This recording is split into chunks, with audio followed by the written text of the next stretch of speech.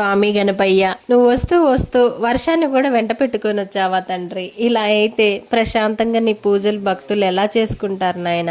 అయినా సరే మనసుంటే మార్గం ఉంటుంది అంటవా. ఉంది తండ్రి, అందుకే కదా నిన్నటి నుంచి ఏకదాటిగా వర్షం పడుతున్నా కూడా నీ పూజలు మాత్రం ఆపలేదు. నిజంగా ఫ్రెండ్స్, నిన్నటి నుంచి విపరీతమైన వర్షం పడుతుంది బయట.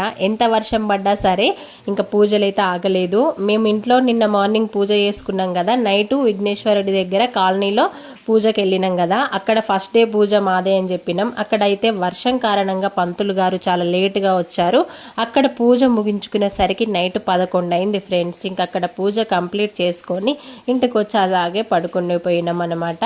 ఇంక ఇప్పుడు పొద్దున్నే కూడా వర్షం పడతానే ఉంది. లేసి ఇంకా ఫ్రెష్ అయిపోయి మళ్ళీ ఇంట్లో విఘ్నేశ్వరుడికి పూజ చేసుకొని ఇంకా స్ట్రాంగ్గా అల్లం టీ అయితే పెట్టుకొని తాగుతున్నా. నేను నిజం చెప్పాలంటే 2-3 రోజులైంది నేను స్ట్రాంగ్గా టీ తాగాక. నాకు ఒంట్లో జ్వరం తగ్గింది కానీ నోట్లో చేదు తగ్గలేదు ఫ్రెండ్స్. కనీసం వాటర్ తాగినా కూడా చేదే వస్తుంది.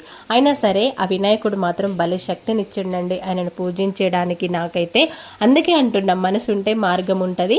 ఇంకా మనం మనసు పెట్టి ఏది చేసినా ఇంకా తండ్రి అనుగ్రహం మన పైన ఎప్పటికీ ఉంటుంది. ఓకేనా, మరి మీరందరూ టీలు కాఫీలు తాగారా? మీ పూజలు మీరు ఎలా జరుపుకున్నారో నాకు కామెంట్ చేయండి. మా వీడియోస్ మీకు నచ్చితే లైక్ చేసి షేర్ చేసి సబ్స్క్రైబ్ చేయండి. మీ ప్రేమ అభిమానాలు నా పైన ఎప్పటికీ ఇలాగే ఉండాలి. బాయ్.